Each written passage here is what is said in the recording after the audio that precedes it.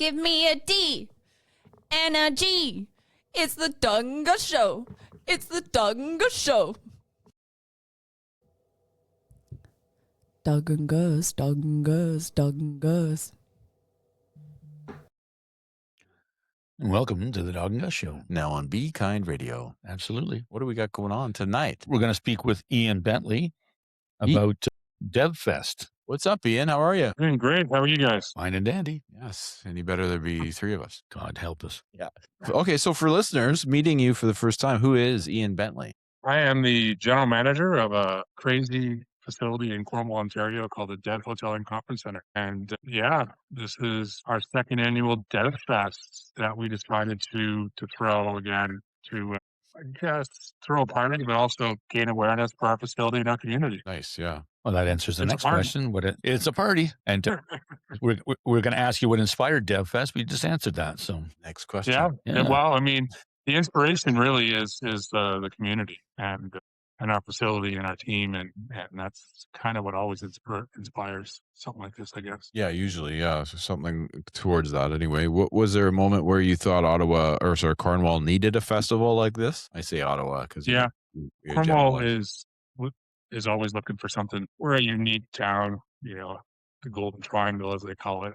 An hour and a half from Kingston, an hour from Ottawa, an hour from Montreal, a border town, but it's often forgotten about. And we wanted to do some fun and show people that we can have fun here in Cornwall too. fair enough. And so how would you describe DevFest to someone who's never attended? Well, hospitality is key. Our goal is to make it something that, the facility is steps away from the stage, and we have over 500 hotel rooms. So people can come for the weekend and just sort of relax and get to know Cornwall, but then at some point just walk out, steps away from your hotel room and experience world-class music. So what I like to say is that we are, it's hospitality to its definition, whether it's the VIP tent, whether it's the way that we treat every guest. We don't want to pack it in. It's not that type of festival, and so people are going to be really showing a wonderful experience. We're always trying to think the next step ahead to how we can be hospitable, and we just happen to have great acts. Yeah, it seems. Yeah, we'll get into that for sure. It's awesome to see those two bands, especially, and then of course other bands that are going that we've had on the show. Yes. Where did the original idea come from? Wow, years ago, I used to do a lot of events in my past life, and so when I took the role of general manager, people were kind of asking and looking for, what are we going to do? What is there going to be anything fun? And so I sort of came up with this idea pretty quickly because we have the facility and the staff to do it. So I think it was just basically that I needed to do something, and Cornwall was waiting, and they answered the call last year. And 5440 were great to take a risk, and through the pouring rain last year, they just killed it. They went on stage in the sun, the clear skies, rain stopped, and people had the time of their life. And Pitchfork 40 gave us an incredible reference after the show because we treated them like royalty, like we do with any guests. And they just walked out on stage and killed it. Amazing. Well, that's not a bad start to your festival. Your first year to pull in 5440. That's not bad at all for us Canadians, anyway. And local friends and legends, Barfield Prophets, were on before 5440. If you've heard of them, they're yes, sir. Yeah. President was there too.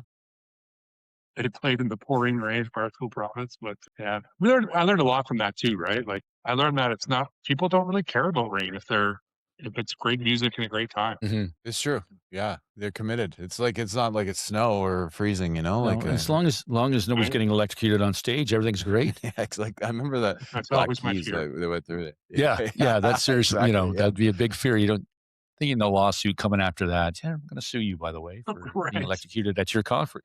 So what were the first steps? Like you come up with this idea in your head. Okay, we're going to do DevFest. So now what's the first steps to making it actually happen? I guess get the buy-in from some agents. Understand how big we want to go, and expenses. Obviously, everybody knows how costs can grow, but also be very strategic to our facility. So reaching out to Pocket Agency and talking with them pretty.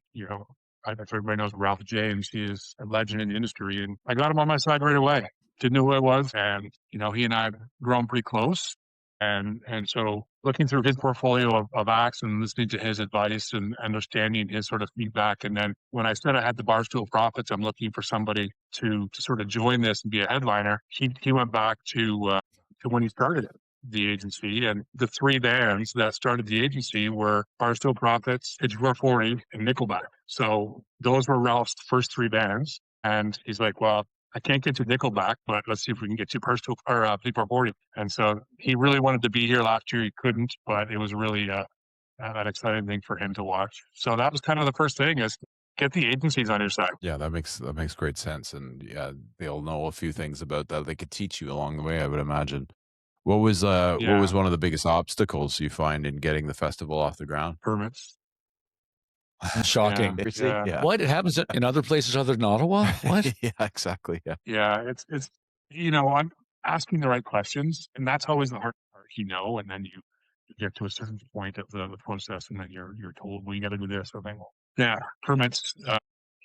Politics. Of course, they get in the way, man. Yeah, just let's have our fun, for crying out loud. Just stop it.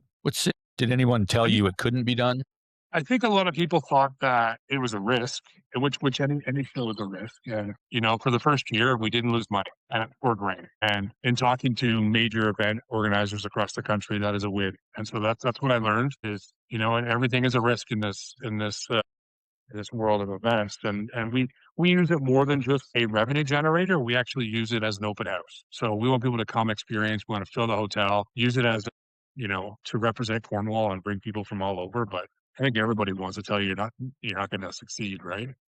But why not? Yeah, exactly. What lessons did you learn from the first year that you're going to take into this year?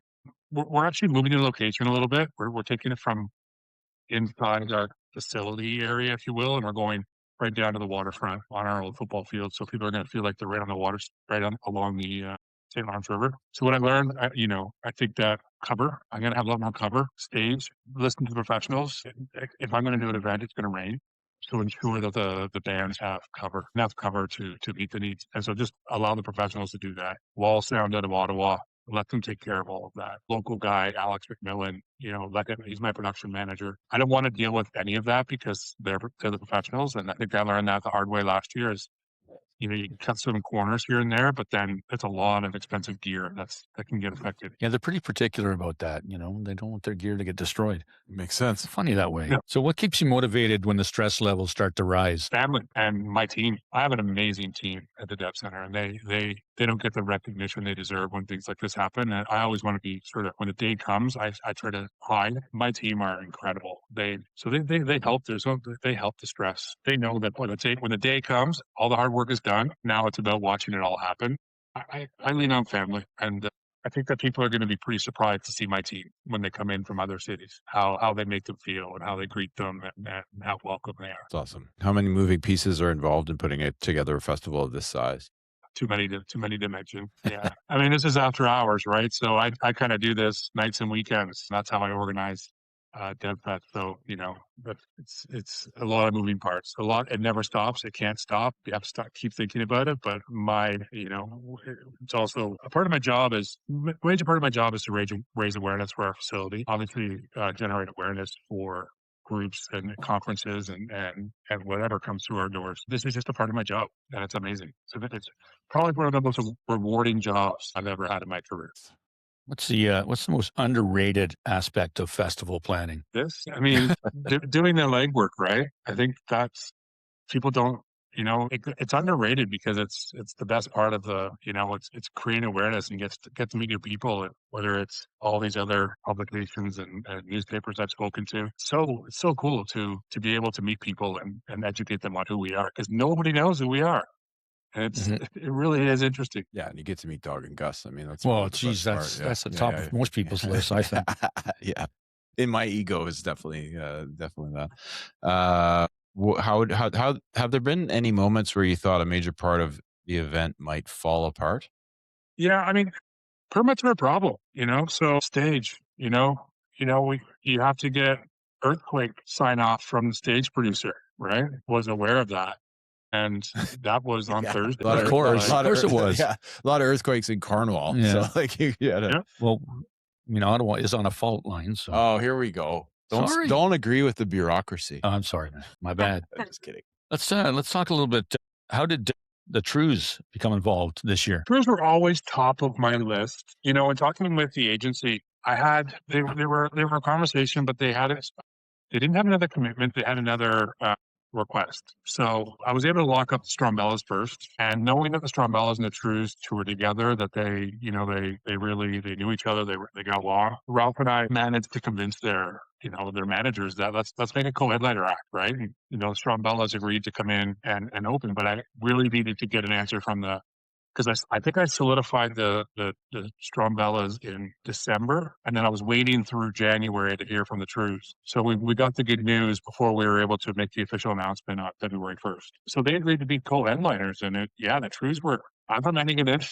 They're from Antigonish. I used to work at the Delta Hotel in PEI, where we used to host the East Coast Music Awards. And I'll forget the year, but they were the main act. And I'll never forget giving them a case of keys behind the stage as the banquet director, and just laughing with them. And I can't wait to see them and just make it a full circle moment and show them.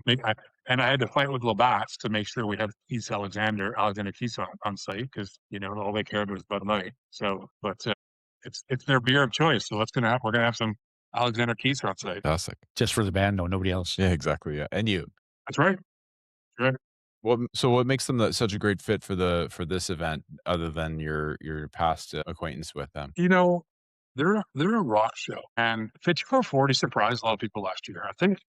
I think people thought that 5440 kind of we're going to mail it in and go through. And then a lot of people that talked to me said, "Oh my God, I didn't know any songs, but that was an incredible rock show. Sound, lighting, it was perfect." So I knew that we had to grow from that. And the Trews, they never mail it in, and they're loud, and their new album, The Bloody Light, is just taking over Canada right now. And so I figured, this was a good opportunity for us to get them midsummer or beginning of the summer, when they just finished the Bloody Light tour, and they're going to start kicking in their summer tour now. I just want to see them rock the stage. They're just classic Canadian rock, and I'm a big fan. Maybe I'm just selfish. I don't know. No, not at all. If I ever had a festival, I would bring in somebody that I liked for sure, or try. Yeah. When you're looking at this, how far in advance do you have to think about, like your wish list of bands that you want to bring in? And this is year 2, but year 3 for your headlining acts? Yeah, I'm lucky enough to have some interesting voices in my ear. People that have organized some of the most successful concerts in Canadian history have sort of given me some advice on what things happen and how you want to make it to the next step. And a real big thing was to announce the headliner this year for next year. I don't think that's possible. I've got some feelers out there, but I just don't think there's too many unknowns in order to make that happen. I have invited some bands to come be my guest at the show this year, but if they show up, maybe we can make an announcement, and maybe we can shake hands behind the stage. That'd be kind of cool. But I think that's the key to that question is it's never too early, and being able to figure out who that band is now, even if it's, let's say, September, October, November, you're catching them before they've made their plans for next year, and then they can plan their whole year around you if you're early enough. But as everybody knows, it's not cheap to do this stuff. I think everybody assumes that's the biggest thing is people kind of assume, why don't you go get Foo Fighters? Like, what are you talking about? Sure. Because they play for free. Yeah. That's just the way they are. Well, Yeah, I mean, exactly. that's just, you can go big, but people go broke with these things, right? And you see two people. So this is why we start kind of soft, and we don't want to make it a 10,000 person event. Like 3,000-4,000 is always going to be our max. Nice. Yeah, that's assuming I'm Yes. No, you will. I think you will. It's going to be good. When you go down here, though. Yeah, we're going to send it. We're going to post this next week, and you're going to have all the Ottawa degenerates come down there and see you. Sweet. Take over Cornwall. That's it. Exactly. Yeah, haven't been there in a while. No, are we the degenerates? Yeah, we're partially part of the degenerate group. I think we're the leaders of the degenerate group. All right. In my own mind. Community impact. So, why is DevFest important to the local community? Yeah, it gives a boost in tourism and the economy a little bit, and it grows awareness. And we're a major part. Our facility is a major part of the community. And so anything we do draws attention to Cornwall, which is what we're always looking to do that. But, Cornwall's on this, I've been here for 15 years, and Cornwall is on this cusp of doing something different and going over this hump of being just Cornwall. With the announcement of Great Wolf Lodge coming, I think we're about to boom. So we want to, I think we can be that facility that helps spearhead change. And I believe that Cornwall is ready for change. And I believe that the people in Cornwall are ready for something like this that is kind of elite in a way where it's not downtown. You're not going to get riffraff. It's not, it's not a free event. People come and they kind of feel like they're getting away from downtown, which is what we're really proud of. Nice. Yeah. So how is it you got the Trews, you got the Strumbellas, now you have to go out and find other bands to play. Were these on your wish list as well, the bands that you got for this year? Yeah, I think it kind of all happened on Friday night. Paul Delorier is a good friend and from Cornwall. And so I kind of always knew if I was going to do a Friday night, I was going to involve Paul in some way. So I kind of based Friday night around Paul and his incredible wife, Anika. And so they live in Florida. They'll be coming home for the night. And then had a wonderful conversation with Melanie Brule, who is, I don't know what her title is now, CEO of Events Ottawa or Ottawa Music Week and stuff like that. She's from Cornwall, and she's like, Ian, there's this band called Angelique Francis, and people are gonna thank you for getting them. So I reached out to them, and they said, well, they're really good friends with Anika and Paul, so that was an easy fit to sort of headline the Friday night. And then local legend Trevor Walsh, who is an animal he's from Cornwall, lives in Kingston, and his band, Trevor Walsh Group, they're just crazy. And they're probably some of the most underrated musicians in Eastern Ontario. So he's always involved in anything I do. So he's going to come in, open the whole festival off. And then he's going to be kind of my stage manager throughout the weekend.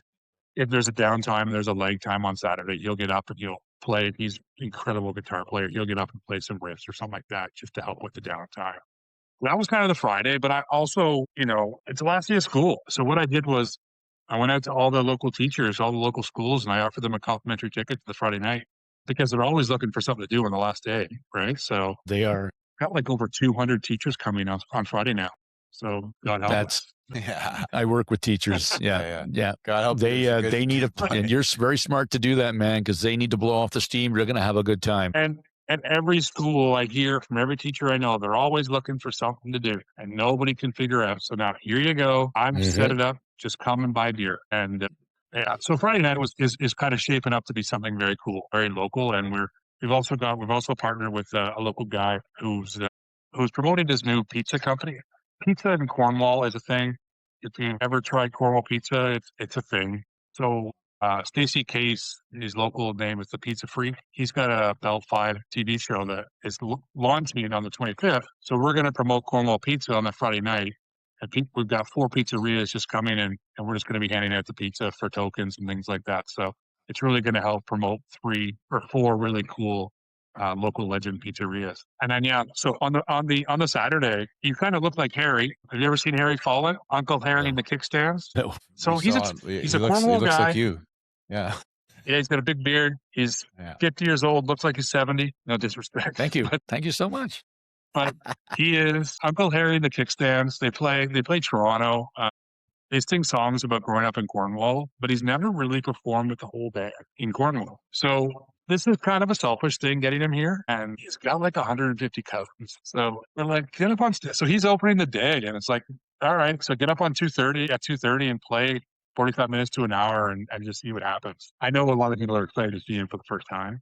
But then the County Lads are a bunch of 19 to 22-year-olds, maybe 23 now, who are just a party. They play Maxwell Highland games every year. Everybody comes out to see them. They are, fiddle playing, crazy energy. So really just start to kick off the energy of the day after Harry Fallen. And then somebody that Trevor Walsh introduced me to, which is Luscious. And I've never seen her. I can't believe when I'm watching videos of her. And I was just talking to her this afternoon, or her manager this afternoon. I feel like they're just about to take off.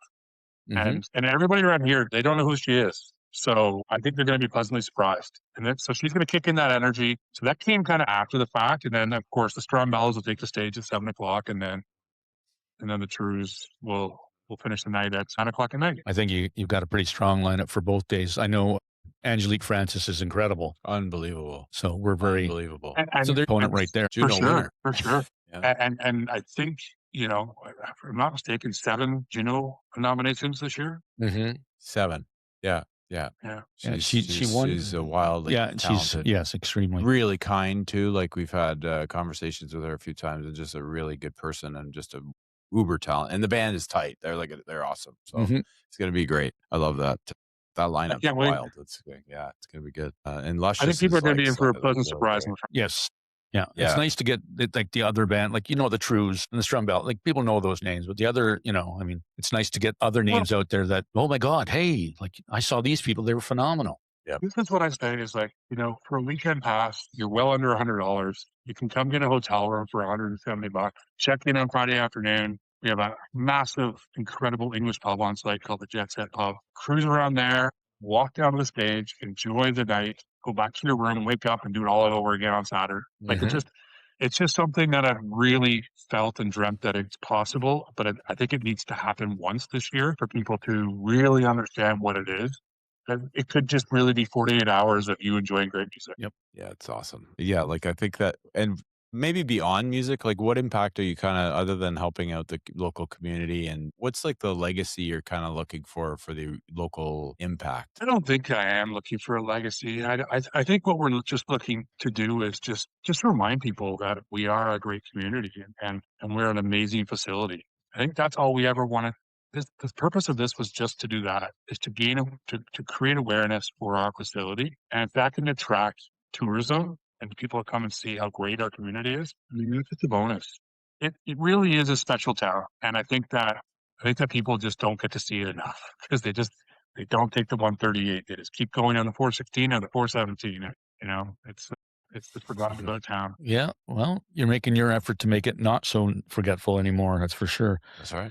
So what makes this festival different than others in Ontario? I think just that we are a facility like this, it's very hard to go to a place where you've got 500 hotel rooms, and within steps of the stage, unlimited parking, basically. I think that's what kind of makes us different is that, and I think every event across the country in Ontario, especially, everybody's different and everybody's kind of looking for that hope to be different. It's not easy in this day and age with AI to be different, but we're trying. We're trying. Sounds pretty good so far. Yeah. Did you hear any attendee stories from last year that stuck with you? I did. I think the biggest thing was a lot of people told me. Of course, people didn't show up. It was pouring. Like I said, it was pouring rain. A lot of people didn't come. I'm going to say a lot, like probably a couple hundred did show up, and they got called out. And that was probably the best feedback I received is that people gave them so much crap for not coming because it really was the event of the summer. Whether it was rain or whether it was sunny, like now people know they have to come because there's going to be enough cover, but who cares? Come dance all day and just listen to incredible music. So I think that was probably the biggest eye opener for me last year was that people. I mean, there was one point, I'm not going to lie, like it was the Barstool Promise just put on, and when I'm talking pouring, there was water dripping right in onto the drum set off the stage, and I didn't know what to do. And I went into my car and I kind of just sat there trying to figure out what next steps are, but nobody cared. And I think that's the biggest thing is like, if you can provide a quality event and you think about the customer first, people are going to leave thinking that this was cool and they're going to tell 10 people it was cool. So Yeah. that was pretty awesome. The one thing you can't control is the weather, right? So you just make the best of, and especially if your band keeps going on, right? And I mean, if they're going to play through the rain, then it's a guilt thing. Hey, the band's playing through the rain. You got to stay warm. It's rock and roll, man. Yeah, that's it. That's it. Like, Seriously. that's what it is. Yeah, that's what it is. I mean, really, like think about even Woodstock and stuff. It rained there, and people I guess we're all just fucked up enough that it worked out. But yeah. I think the biggest thing is if it's a mud pit, but it wasn't a mud pit. Like even when the rain let up, the grass held, and it was nobody was sliding around. It worked out perfectly, and so I'm preparing for that again this year. Fair enough. DevFest umbrellas, slick, Ooh, DevFest ponchos. Yeah. For every contingency. I like that. Yeah. I want a DevFest poncho just to have a DevFest poncho. Can I ask a off-putting question? It's not off-putting. Offside. Why don't you ask I'm just Ian? kidding. No. It's the question we kind of come up with is just to loosen it at the halfway point. You just robbed a bank, okay? And you're in the car and you put a song on. Which song is it and why? Relative. Hey, He's just I throwing mean- in a monkey wrench into the mix here. yeah, I mean, I don't know what a bank has to do with it, but like, anything by the Tragically Hip is always going to be blaring for sure. Probably blowing high dough. There you go. Lovely. It's exactly what he wanted to hear. Yeah, it is. Yeah. Yep. I'm gonna say Locked in the Trunk of a Car. He went And then hip, so Head I by had to go Head hip. Tree. Yeah, there you Yeah, go. exactly, So that's yeah. the one I was going to take. No, it wasn't really. No, it wasn't really, but I just thought I'd keep on the hip parade. That's a good one though. Thank you. Anything Glorious Sons is a good backup though. Yep. Yes. Tired of Waiting too by the Trews, maybe. Yeah, there you go. Yeah. There, that's another one. Have you heard the new album? I have, and it's phenomenal. I saw them in Bob Cajun open with like Sam Roberts band, and then Tragically Hip finished it off. It Ryan? was unreal. Are you from Bob Cajun? My family, like my sister has a cottage in Halliburton, so it wasn't too far. And then she was like, "Do you want to go to see this?" Like, I have seen the Tragically Hip 30+ times, but this was one of the ones that she was sort of like, "Do you want to go to an event?" I think there's a couple bands playing in this field in Bob Cajun. I said, "Who's playing?" And they're like, Sam Roberts band, the Trews, another local band from that area that's opened, and then the Tragically Hip. And I was like, okay, yeah, I think I could probably want to go to that.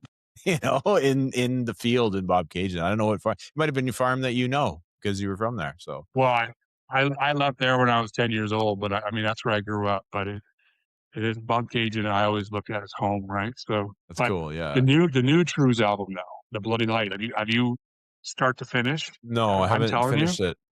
I'm going to listen to it tonight on the way home. I'm telling you, I guess I'm biased because they're going on stage in a week and a bit, but like I've been hooked on this since February, and so it was produced by the Glorious Sons, Mm-hmm. and I didn't know that connection between the two of them, and the Trews had produced the Glorious Sons' first hit album and stuff like that, so it's just there's so many hooks, like it's just I can't wait to hear how loud it's going to be. They're just. Yeah, the new album is just amazing. And so is the Strumbella's new album. Like it's just so very lucky to have. Yeah, that's exciting. So we'll probably be seeing the Glorious Sons at some point at DevFest, I'm guessing. Oh, No, I don't want them giving up things for next year, but that's what I'm thinking. I believe Luscious is from the Kingston area as well. Yeah, well, yeah, for sure. I mean, and so I started this whole journey with the Wilderness. Yes. I mean, I don't know whether you've seen them, but I booked them 4 times over the last 4 years. I mean, Jonas I still talk to them breaking out. We hosted one of their last shows last October when they were called Our Quits. Again, music industry, eh? Like these guys they've been rock. on the show actually. Yeah, we've actually spoken to them. We had them on the show. They Yep. were awesome. They're really great, but yeah, it was They're upsetting to hear that. incredible. Yeah, because they were on the right trajectory. It's the sad part of it, right? Is that bands break up? It is, yeah. Sucks. People got to grow up too, and get a real job. And at some point, there's the overlap, right? It's like the Wilderness. It was either they're waiting to go, or if it didn't happen, it didn't happen, and they have to pay bills. So I know it kills Jonas.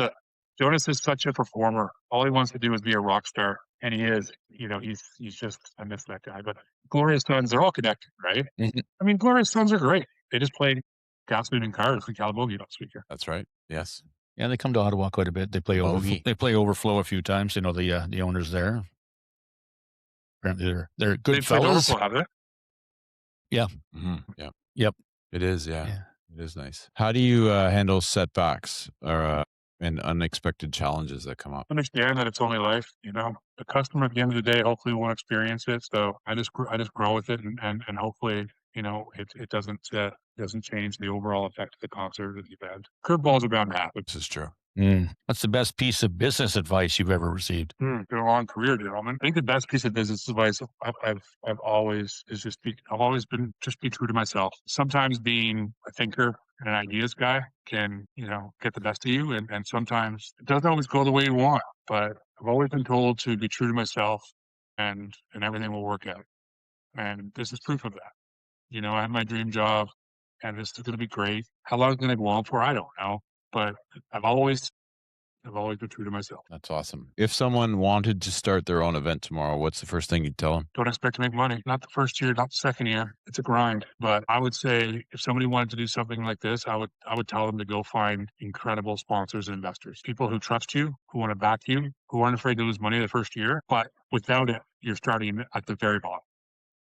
And you need support in order to do stuff like this. Good advice. Yeah, it's not. It seems to be a lot. I don't know if you've noticed, Ian, but there's a lot of festivals popping up all over the place now. It seems we've gotten past our what was that thing that we had there? COVID. Yeah. Yep. And that seems like everywhere now, it's just like, here's a festival, and they're starting to be like weekend festivals like yours. And I don't know where I'm going with this. I don't either, but it's okay because I because can jump it's on that. changed, right? Like it was, I started a business during COVID, and I did events down on the waterfront here from my own business, and I remember that when I was told I could only have 25 people at one time. I mean, and then I was told I could have 150 people, and I think people. The event goer isn't afraid to spend a little bit extra to be treated well, I believe. I think that if you want to go see a big show in Toronto and Ottawa, you want to go to, the arena and watch something, you're going to spend $150, right? And then go spend, $22 for a beer? I think that's why these towns like Cornwall, Belleville, Kingston, Brockville, Carleton Place, these events are kind of unique because a lot more overhead to put them on, but much more affordable to the customers. So I think that's where you're seeing more of them pop up. People want to get away and do something fun.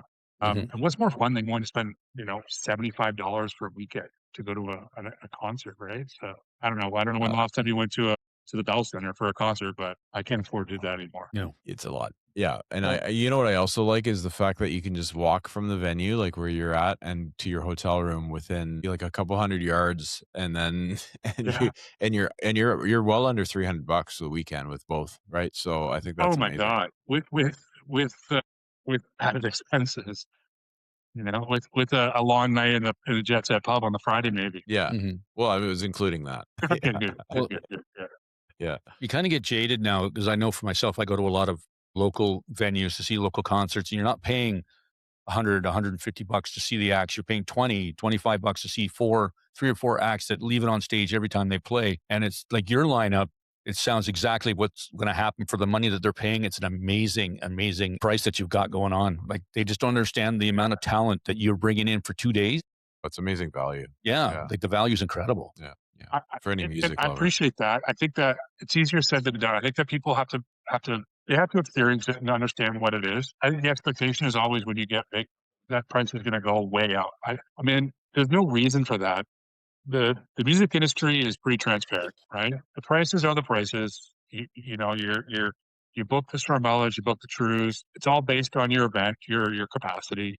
Yeah, I mean, I think that people they need to see it to believe it, and then once they're going to be here this year, I think we've got them. Like last year, I don't know how many people are coming back from last year, but I think the new crowd is going to really appreciate it, and this could be an annual, and it is right before Blues Fest, right? So it's not. People think it's a bad idea. It's actually there's a reason for that, People want to be out of Ottawa. Blues Fest is a great thing, but other events coexist. Yes, they do. Absolutely. I love that. Let's do rapid fire. So coffee or energy drinks? Favorite concert you've ever attended? Another roadside attraction in Camrose, Alberta. Ooh, it's a great choice. Dream artist to headline DevFest. That's too personal. Yeah. When it happens, then people are going to be like, oh, well, it's so selfish. Yeah, dream artist. It's, it's funny. I really would love to see the Tea Party and Our Lady Peace on the same stage. Nice. I think that's I'm a huge Tea Party fan. I lived in Australia for a few years, and they're so big over there. I like to say it's with my friends. I had something to do with that back in the early 2000s, but of course I didn't. Yeah, I don't know. I don't know whether you've ever heard of a band called Mo Lauda and the Humble. I haven't. Go check them out. Neither did I. Down. Mo Lauda, LOWDA, and the Humble. I woke up. I came downstairs from my office one morning, and there's these 6 guys in the lobby, and they had to be a band. And I started talking to them. They just played Montreal, and they're on their way to Lee's Palace in Toronto, and they happened to stay at our facility. I started chatting with them, and they're like, "Okay, well, we're from Philadelphia. These guys." So now I'm talking to their manager as much as I can. These guys are phenomenal. So I think that's what I love. Like one band. I don't know.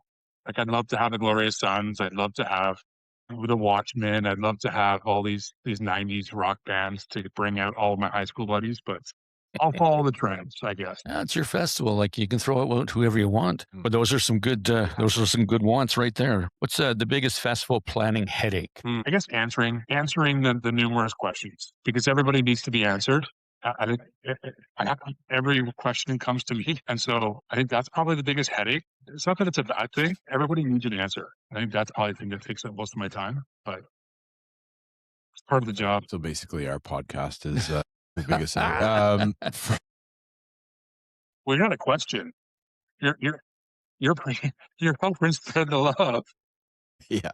First album you ever bought? Yeah. It wasn't a big album. I think it's probably Day for Night. There you go.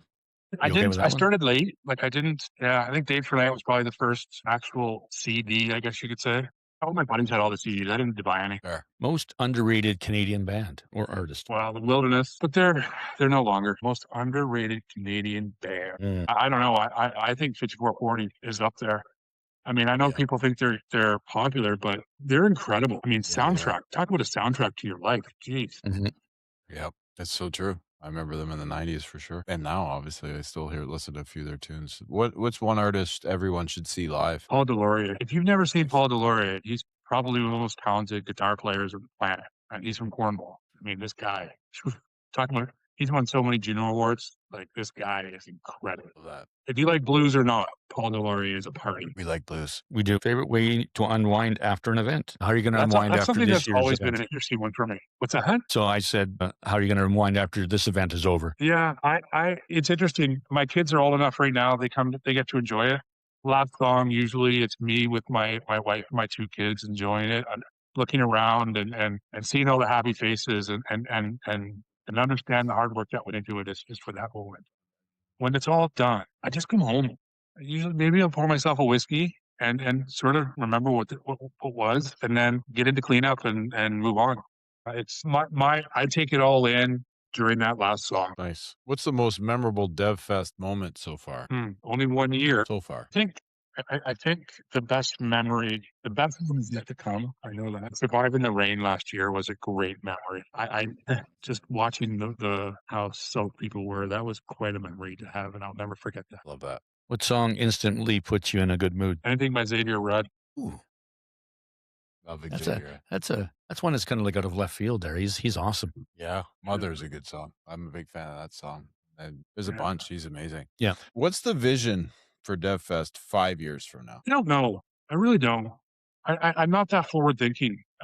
I think that's a question that can be answered probably come August. Yeah. The vision is to continue to grow awareness for our facility. And if this year is successful, which we know it's going to be, yeah, it's I don't know. I don't know whether I want to do this for much longer. Maybe pass it on to somebody, like the nuts and bolts, the hard work is already done. Here you go, right? Like, who knows? Yeah, I'll know more in August. We'll come back and ask. Mm-hmm. What's one thing people should know before attending this year's event? Just come with a chair. Come, come with the desire to enjoy great music. And if you want to get a hotel room, you can get a hotel room. If you want to come and just, set up camp inside the fenced area and just enjoy it and just do that. But I want everybody to come with an open mind. And I promise people it's going to be something different. You're going to leave with a smile on your face. Where can listeners find tickets and learn more? DevFest.ca. DevFest.ca. Yeah, go on there. Friday night, like I said, it's for $29. Anybody can come on Friday night. Just chill and enjoy. If you want to come for the entire weekend, like I said, it's just $80 for the weekend, $69 for the Saturday night only. But honestly, so what really people need to know about the event is, like, if you're staying on site at the Jet Set Pub, we have it after hours. Both nights, local musicians starting at 11 o'clock. They're going to play till 1:30 on our patio or inside the pub. The music never stops in the event. So the main stage stops and then it goes inside to the pub and people get to enjoy it and then crawl back to their hotel room if they want to, right? Like, there's just so many things I could talk about this event, but really, I just encourage people to come, go on our website, click the link, get a hotel room, and figure it out from there. Nice. And the prices are great. That's right. Like, I mean, I'm sorry to see the bands that we've talked about on a Friday night and it's $30. No, That's great. that's insane because that's such a great price for even just one of those bands alone. That's right. It's good value. Mhm. Totally. Very good value. Yeah. That's the big question. And bullshit. No, I already know the answer, so I'm not asking. Okay, I'll ask. So we ask everybody the How same much is the question beer? at the end. Well, how much is the beer? So we have everything is token based, except so we have food trucks. The food trucks are going to be cash and carry on their own. All the tokens are going to be for the beverages. So we have a bar, we have a local company called Craft Shack. It's a trailer that has 6 craft beer taps and then cans of everything. So everything is one token, which is $9.50 including tax. There you So go. all the beers, all a tall boy, mixed drinks, everything is one token. Very nice. Smart idea. We ask everybody the same question at the end of the show. 80s or 90s as a decade of music? 90s for me. That's why I Has didn't to be. ask. I know. Yeah, I know. Yeah, it's okay. Dog. Yeah, I get my ass kicked a lot on Yeah. this question, so Not really. You kind of had a big comeback lately. yeah. Devfest.ca. You know what? Go check it out. Sorry, go ahead. No, I was. You mentioned the '80s, but it'd be kind of cool to have Bryan Adams on the stage, though. Eh? Yes, that would be pretty cool. Pretty cool. Yeah, yeah. Small. If you had a couple he's $1 million to spend. Yeah, Yeah, yeah, well, exactly. Come on, That's Brian. Right. Seriously. Do it for the crew. Yeah, come on. Do it for Cornwall. It's the Tiny summer risk. of 26. You know what? Um, Just think big, bud. Just think large. I mean, who knows? You could ask him. He could say, "Yeah, I'm up. I'm up for it. Yeah. Can I bring some friends?" Okay, yeah. Yeah. You'll need a bigger That's how it venue. all starts. People will be on the roof of You're the gonna need a hotel. bigger boat. Yeah, you need rooftop patio hotel seats that you could sell for Bryan Adams. Yeah, that's a bad. No, you'll never get that bureaucracy. You'll never get permits for that. That's our problem. They can't tell us what to do there. Touche. There you go. Rooftop. Ian, thank you for some time. Check out revfest.ca and get some tickets to an amazing event with an DevFest. amazing, like unreal. What did I say? Rev. I said DevFest. No, that's not what I heard. So Maybe I- just Oops. we're owned by a Gatineau company called DevCore, Dev Center, DevCore, DevFest. Makes sense. Does. It does. Devfest.ca. Go get some tickets. Enjoy yourself. It's going to Thank be a you, great guys. weekend. Thank you for coming. Thanks, Ian. Ian, just